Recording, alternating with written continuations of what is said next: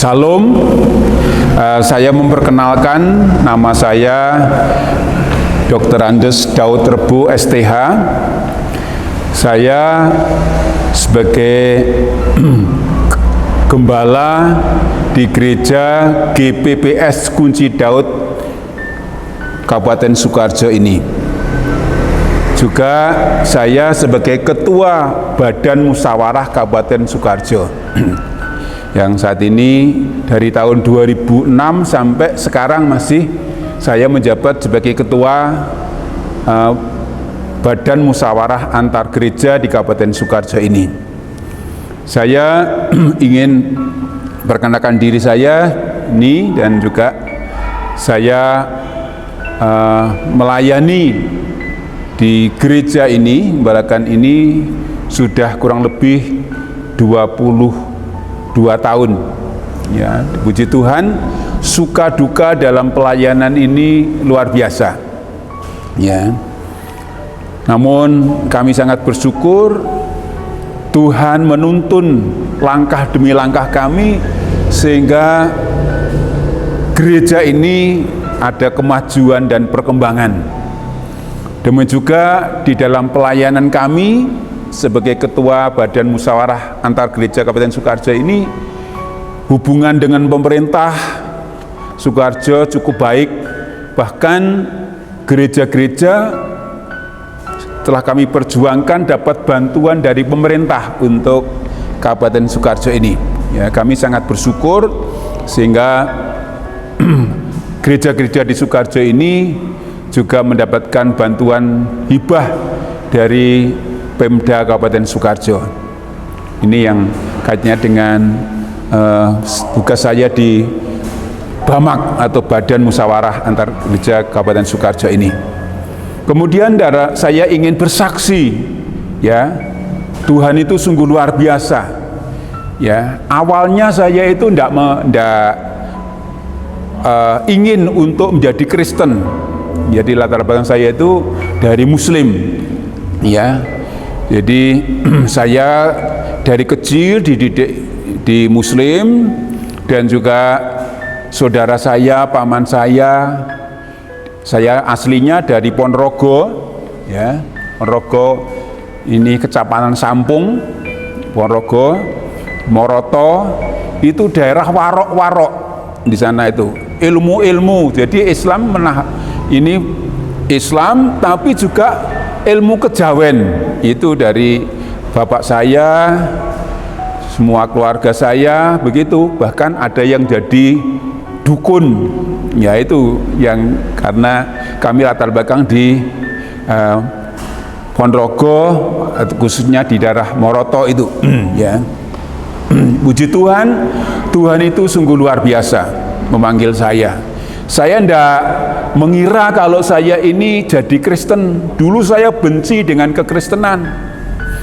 Saya kelas 4 atau 5 SD, itu saya pernah, tetangga saya itu ada yang ibadah keluarga gitu, ucapan syukur, saya lempari, ya, sampai batunya itu masuk gendengnya, saya lempar gendengnya, pecah, batunya turun.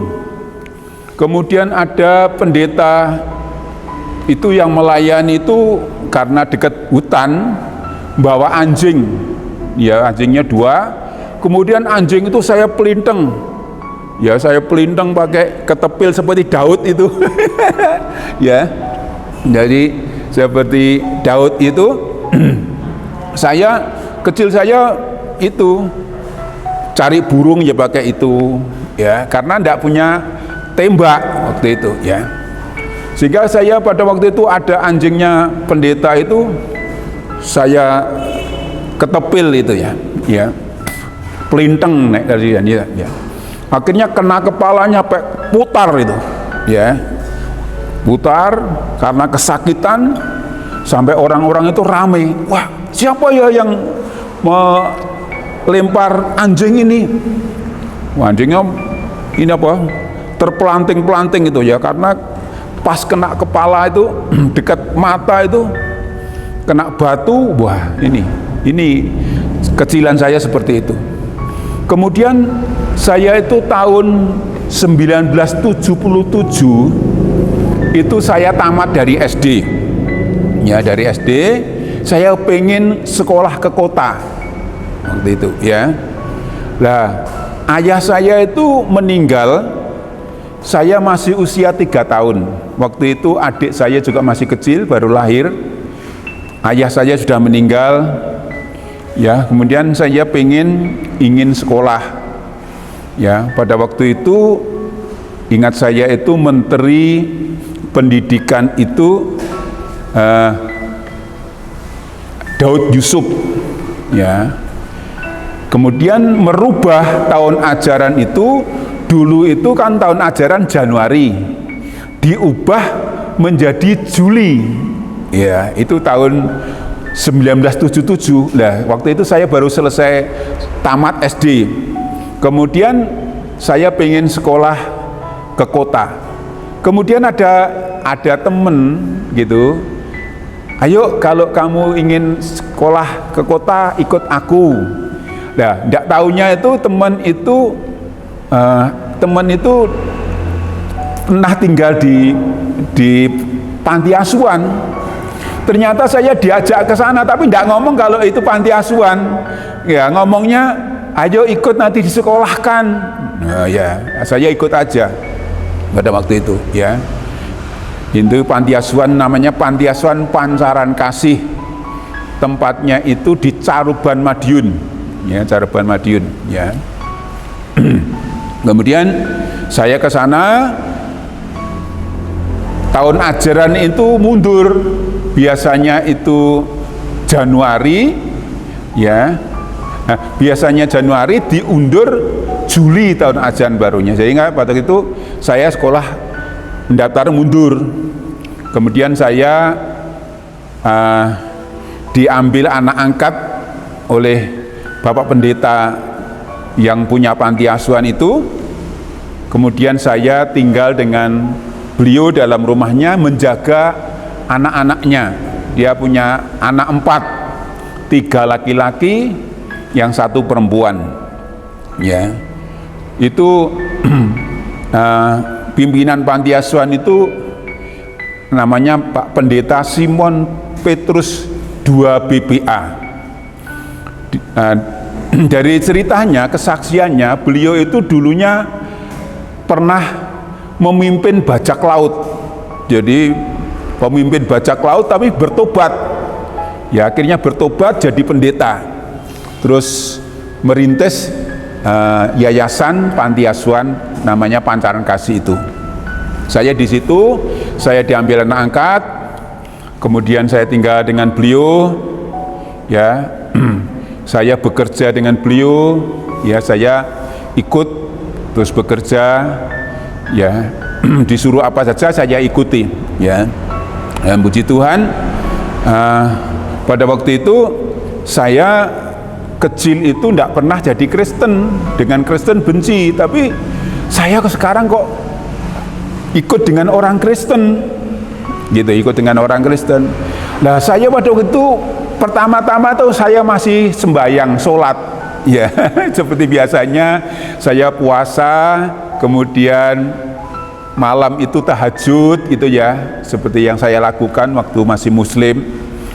Saya masih tapi ini Pak Pendeta saya itu dibiarkan aja. Lama-lama saya ikut sekolah minggu itu waktu itu ya, sekolah minggu tapi sudah agak besar saya. Ya, ikut itu. Terus saya sekolah di SMP. Nah, saya di SMP itu kelas 2 mau naik kelas 3. Ya, kelas 2 naik kelas 3 itu guru saya tahu bahwa saya itu latar belakang dari muslim. Akhirnya berusaha untuk dijadikan muslim saya. Ya, kamu ikut saya, tak ragati. Ya, namanya Pak Somad waktu itu, ya, Pak Somad. Tapi saya matur dengan bapak angkat saya itu, enggak usah, kamu ikut di sini saja. Ya, sekolahkan. Ya, dipengaruhi saya di sekolah itu. Dan pada waktu itu yang Kristen di kelas saya itu hanya 2 orang, ya. Saya yang jadi Kristen baru dengan teman saya, ya. Ini saya sering diolok-olok, saya pelajaran agama itu diolok-olok, ya. Kemudian saya keluar tidak boleh, saya ikut tapi seringkali diolok-olok, ya. Tapi memang ikut Tuhan itu memang harus perjuangan seperti itu. Kemudian satu saat saya sudah kelas 3, ada guru saya yang muslim itu ngolok-ngolok saya. Saya sempat marah, mejanya tak gedor semua, ya. Dan ternyata pada waktu itu guru saya itu namanya Pak Dul Karim. Saya marah, diam, saya suruh diam. Waktu dia ngajar, saya berani waktu itu. Tidak tahu kok saya kok langsung ada seperti pimpinan Roh Kudus gitu. Saya stop guru ngajar. Berhenti. Kalau tidak berhenti, tak laporkan kepala sekolah. Langsung berhenti. Ya Pak Abdul Karim ini untuk ngolok-ngolok saya. Ya waktu itu.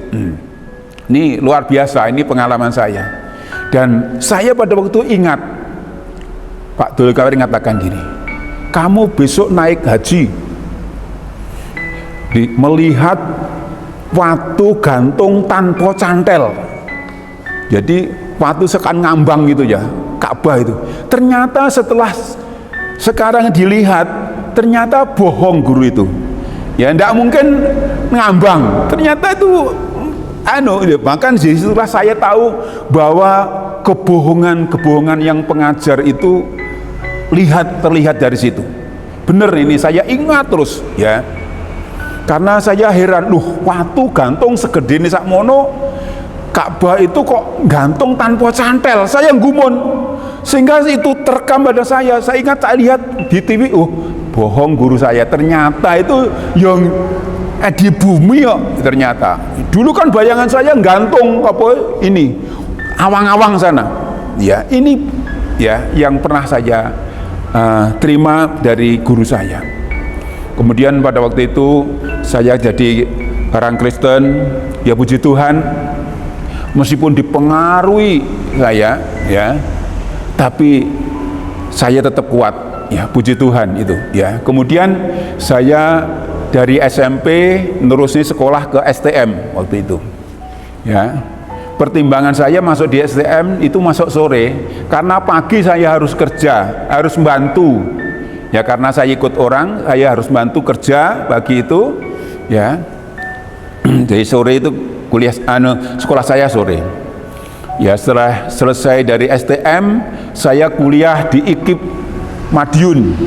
Ya, di IKIP Madiun. Ya, saya kuliah sambil bekerja itu. Jadi saya itu sekolah kuliah sambil bekerja untuk mencukupi, ya puji Tuhan, Tuhan buka jalan, ya. Saya kuliah juga dulu tidak mikir kuliah, tapi ternyata puji Tuhan, Tuhan buka jalan. Tuhan itu memberi kemurahan saya bisa kuliah, ya. Dan mujizat Tuhan yang luar biasa, ya. Saya sering waktu akan bayar semesteran, ternyata Tuhan gerakkan orang untuk memberi uang saya untuk bayar semester. Itu sering yang saya dapat mujizat-mujizat yang luar biasa. Akhirnya saya itu waktu ini SMP yang pada waktu itu SMP kelas 2 mau naik kelas 3 itu saya itu pernah mengalami sakit, ya. Saya lumpuh waktu itu, ya sudah ikut orang lumpuh, itu pernah mengalami sakit itu. Saya juga tidak tahu sakitnya apa, kok langsung saya lumpuh, tidak bisa jalan kurang lebih 6 bulan waktu itu. Terus kemudian, waduh, kaki saya kecil. Terus saya berdoa. Waktu itu memang Kristen saya juga belum kuat. Waktu itu saya Islam sudah biasa untuk sembahyang dan sebagainya, ya. Kemudian saya puasa 3 hari 3 malam, ya. Pada waktu malam saya tahajud, ya, meskipun saya sudah ikut ini, saya masih bisa tahajud malam itu. Dan saya ingin ketemu Sang Pencipta. Karena waktu itu dalam situasi bimbang, saya ikut Kristen apa. Dan saya pengen ketemu dengan Tuhan Sang Pencipta itu. Ya. Pada waktu itu saya sudah puasa 3 hari 3 malam. Hari ketiga itu saya malam itu jam 2 itu saya meditasi. Ya, seperti orang Kristen kalau berdoa khusus gitu ya. Saya juga begitu, ya. Karena saya juga pernah dilatih untuk meditasi. Ya, dilatih meditasi, pernah akhirnya saya juga seluruh kehidupan saya malam itu saya ngomong dengan saya pasti ada yang menciptakan saya, dan saya pengen ketemu Sang Pencipta itu. Kemudian saya malam itu ya semedi tahajud itu saya hening gitu ya, saya hening berdoa begitu. Di kamar saya itu ada seperti angin dari atas itu. Angin itu dari atas. Jadi seperti atas ditiupkan ke bawah itu. Ditiupkan ke bawah keras banget. Oh, ada apa ini? Ya, padahal orang semedi kan khusus ya, tidak boleh terganggu. Tapi karena itu hal yang aneh, saya agak terganggu. Ada apa ya? Terus saya mulai semedi lagi. Dan itu angin tuh bertebaran di kamar saya itu keliling begitu. Saya berusaha menenangkan diri. Kemudian tidak lama itu ada petir. Ya, petir. Petir itu dari atas nyamber itu sampai saya ketakutan. Saya tutup telinga saya begini. Tutup telinga saya itu. Saya tenangkan gitu. Saya tenangkan, ada apa Tuhan? Kok aja keajaiban, saya tenang. Setelah tenang itu saya terangkat naik ke atas sana. Tahu-tahu itu saya ketemu dengan Gusti Allah orang Kristen, Yesus itu. Karena pada waktu itu saya pernah melihat tetangga saya itu yang Kristen punya kalender Kristen itu, yang gambarnya Tuhan Yesus pakai jubah itu. Tangannya gini, marilah kepadaku semua yang letih lesu dan beban berat, aku akan memberikan kelegaan kepadamu. Matius 11 ayat 28 itu. Ya, itu di kalender itu. Duh, kalau Gusti anake wong Kristen menungso kok disembah. Saya ngolok-ngolok waktu itu, ya. Menungso disembah. Tapi luar biasa, saya pada waktu itu ketemu dengan Tuhan Yesus itu di sebuah taman. Dan taman itu indah, lebih indah dari taman Teletubbies. Ya, taman Teletubbies kan bagus, tapi lebih indah dari itu. Wah, luar biasa. Dan pada waktu itu saya di bawah, ya, Tuhan Yesus itu, saya ngertinya Tuhan Yesus itu karena dari kalender itu, ya. Kalau Gusti Yesus itu, Gusti wong Kristen itu, ya, di situ. Dan pada waktu saya lihat itu sama dengan kalender itu, gambar di kalender persis ya. Saya sampai heran loh. Saya pertama kali melihat gambar Yesus itu di kalender, tapi kok ini persis. Maka saya tahu bahwa kalender kan banyak gambar ya. Ya, ada yang mancung, ada yang tidak, ada yang tua deh. Tapi saya pada waktu itu tahu persis, oh Yesus yang saya temui begini itu. Kalender itu ada yang beda, ada yang hampir sama. Ya, itu yang pengalaman saya. Dan Tuhan katakan, kamu akan kupakai. Ya, saya dipegang sini, saya di bawah, kamu akan kupakai menjadi alatku. Ya, tapi saya tidak ngerti apa yang menjadi dipakai itu. Dan pada waktu itu saya sakit kan, saya bilang, saya batin ya, tapi belum ngomong, aku sakit tuh. Tapi Tuhan katakan gini, kamu akan sembuh. Ya, saya tidak ngomong itu, tidak terucap keluar, tapi di batin itu sudah, Tuhan, kamu akan sembuh. Gitu loh. Wah, terus saya diajak ke sebuah tempat yang ngeri itu, kalau mungkin orang mengarahkan neraka. Itu seperti lautan begitu ya. Jadi kayak kolam renang yang sangat luas.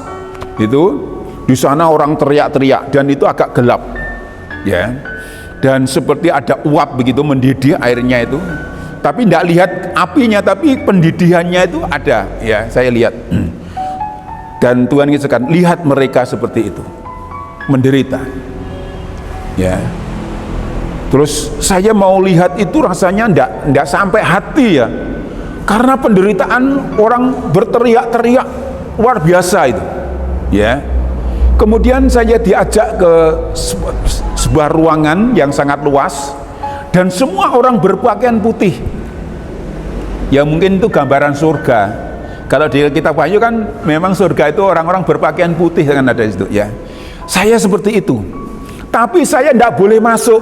Saya hanya dilihat di depan pintu, dan tangan saya dipegang oleh Tuhan Yesus itu, ya. Lihat mereka memuliakan aku. Orang itu dari depan sampai belakang itu semua berpakaian putih. Ada yang duduk, ada yang berdiri. Yang berdiri itu mungkin melayani, ya. Ya, jadi seperti melayani begitu, ya. Ada yang duduk, semua berpakaian putih. Ya, saya akan masuk, tidak boleh sama Tuhan Yesus. Jangan. Ya, kamu lihat aja. Dan di sana tuh ada musik, ada pujian yang sangat luar biasa yang saya dengar itu. Saya pengen masuk tapi tidak boleh, ya. Dan itu saya diajak lagi ke di situ, di depan pintu gitu, Tuhan katakan gini, kamu akan kupakai, ya. Jadi Tuhan itu bicara dengan saya 3 kali. Pertama tadi di taman tadi, kedua di ini ruangan yang di depan, ruangan depan pintu itu, di ruangan di situ orang seberapa putih pakaiannya. Tuhan katakan kamu akan kupakai. Itu yang kedua. Kemudian pada waktu itu saya diajak lagi ke taman itu, ya. Itu saya diajak ke taman itu. Kemudian Tuhan katakan, sekarang kamu turun, kamu akan kupakai, ya, menjadi alatku. Aku tidak ngerti apa yang dimaksud dengan dipakai Tuhan menjadi alat Tuhan, ya. Itu ya, yang saya alami. Saya tidak ingin menjadi orang Kristen, tidak punya cita-cita, apalagi jadi pendeta.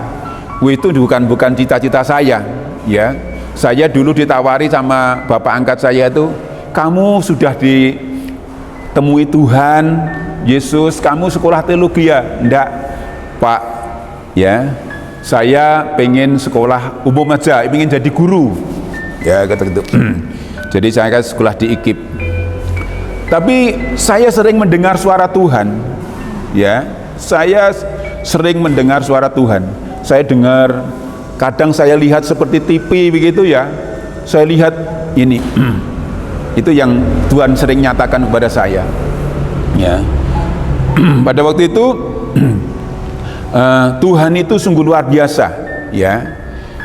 Waktu saya sudah kuliah di Madiun itu, ya, waktu Tuhan katakan saya sudah semester 8, ya, itu sudah hampir selesai.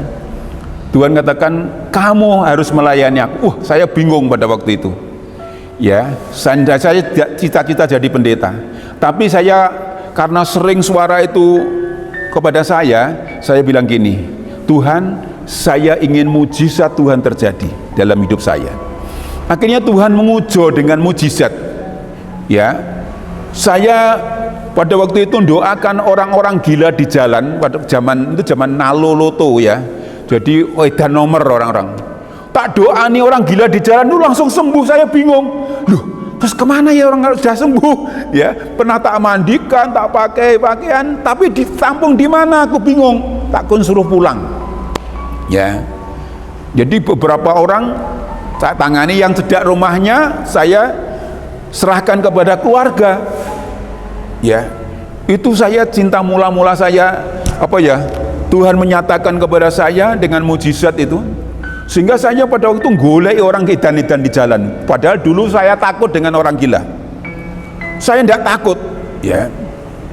Jadi orang gila itu langsung tak doakan, tak mandikan, yang laki-laki. Tapi perempuan saya tidak karena perempuan harus ada temen yang perempuan. Saya sering menangani laki-laki, ya, tak mandikan, tak cukur, ya. Ini, ya. Jadi Itu yang pernah saya alami. Tuhan itu sungguh luar biasa, ya, menyatakan saya minta mujizat, ya diuji dengan mujizat, ya. Pernah satu saat itu saya makan tidak punya lauk. Tuhan, aku pengen lauk. Tahu-tahu di dapur saya itu ada lauk, siapa yang bawa tidak ngerti. Ini yang saya ini Tuhan nyatakan luar biasa. Ini dari mana saya tidak ngerti, tapi itu ada, sudah tak makan aja. Ini berkat Tuhan, ya. Sampai Tuhan menyatakan dengan banyak cara, ya, untuk saya supaya pengen bisa jadi hamba Tuhan. Saya dulu juga sudah ngajar di SMK Katolik di Caruban, di Madiun, ya, ngajar di SMK Katolik. Itu kemudian sambil melayani saya juga sudah, ya. Kemudian saya pernah sekolah juga di sekolah di SETAS, sekolah Alkitab, sekolah tinggi Alkitab Surabaya, ya. Di situ akhirnya saja selesai dari IKIP, saya sekolah lagi di sana, kemudian kembali ke pelayanan, dan Tuhan itu menyatakan luar biasa. Pernah saya nangani orang disantet, ya, Tuhan itu menyatakan ini loh yang nyantet orangnya, tahu saya, karena saya lihat seperti di TV. Jadi saya sama dengan lihat di TV, ya. Ya, dukunnya ini, ya, pada waktu itu dukunnya perempuan, tangannya potol-potol karena kena kusta. Dukunnya itu tambah potol-potol tangannya. Wah, gini, tak cek, bener ternyata, ya, dukun itu, ya. Itu yang pernah saya alami seperti itu. Kemudian saya doakan banyak orang, ya. Pernah ada orang gila sudah dipasung di daerah perbatasan Ngawi dengan Caruban, namanya Dilan. Saya suruh lepas, langsung dilepas, sembuh. Sampai orang-orang bingung, loh Pak, nanti gimana Dilan ngamuk, gak warit? Nggak, sudah sembuh, ya. Akhirnya saya doakan sembuh Dilan itu, ya. Padahal sudah akan dibunuh karena ngamuan Dilan itu namanya, ya. Dan puji Tuhan, Tuhan itu nyatakan dengan luar biasa. Saya pernah doakan juga orang lumpuh, ya, itu saya suruh jalan-jalan di Ponorogo, lumpuh itu, saya suruh jalan-jalan. Saya kok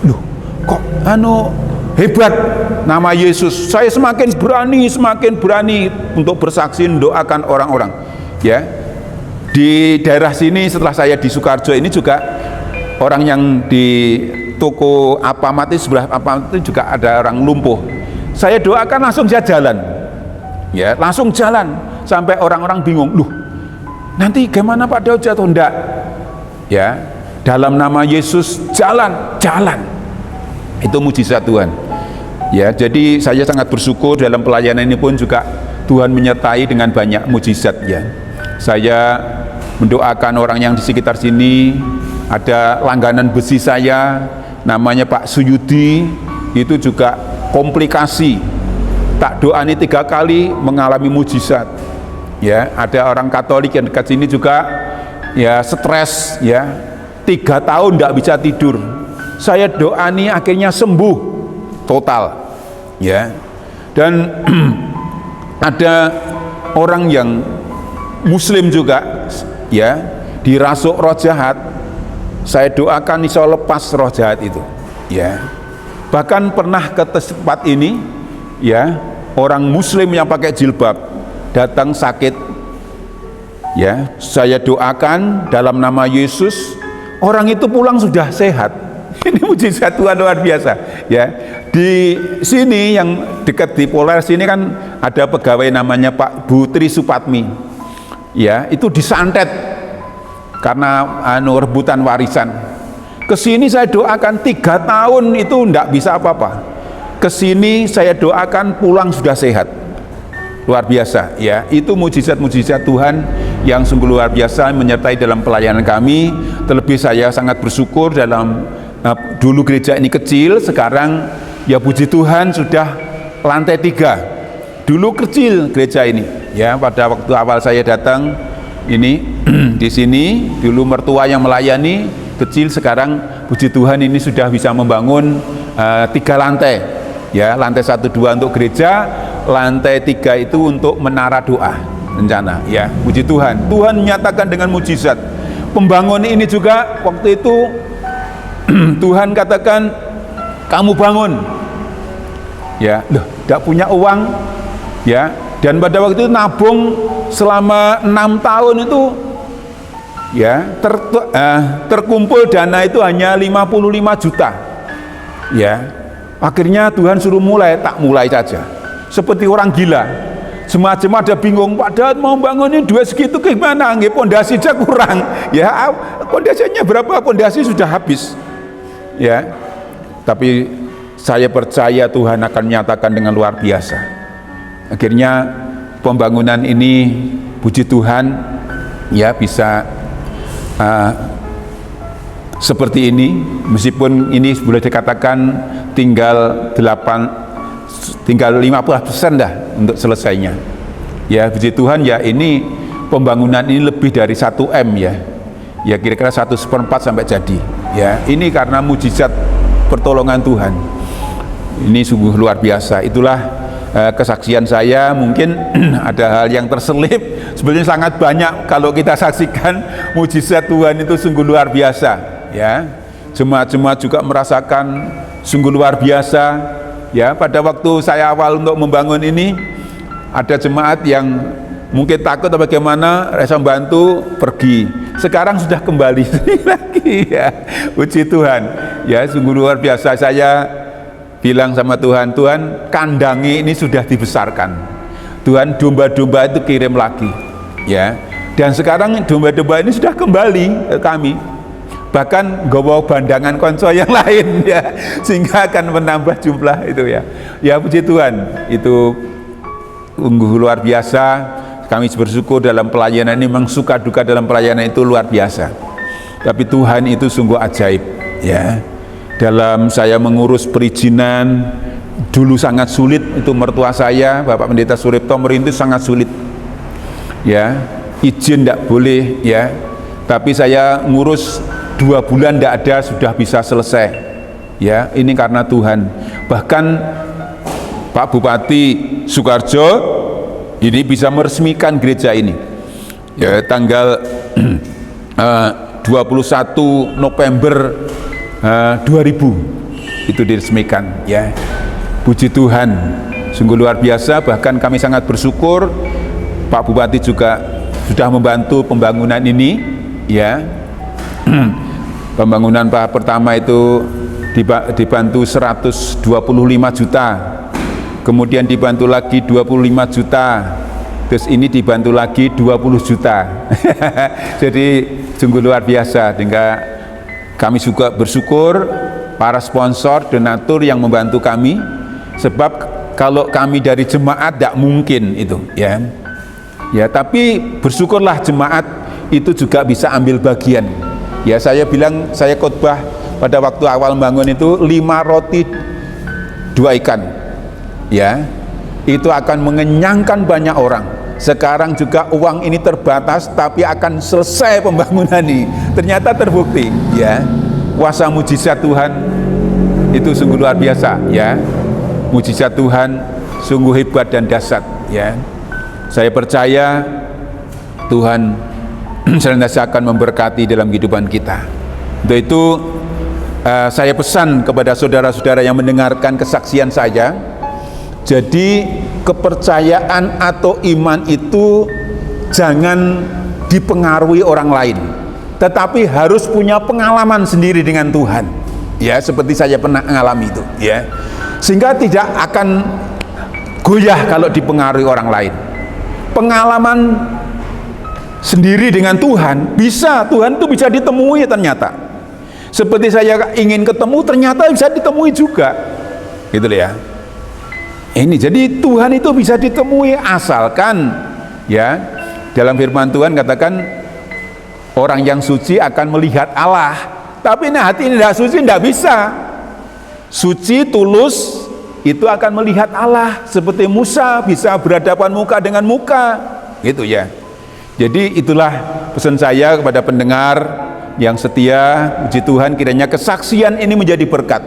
Ya, jangan kita beragama dicekoi oleh orang lain, bener mbok salah penting panganan, itu tidak bisa. Kita harus punya pengalaman dengan Tuhan, mujizat dengan Tuhan dalam hidup ini, ya.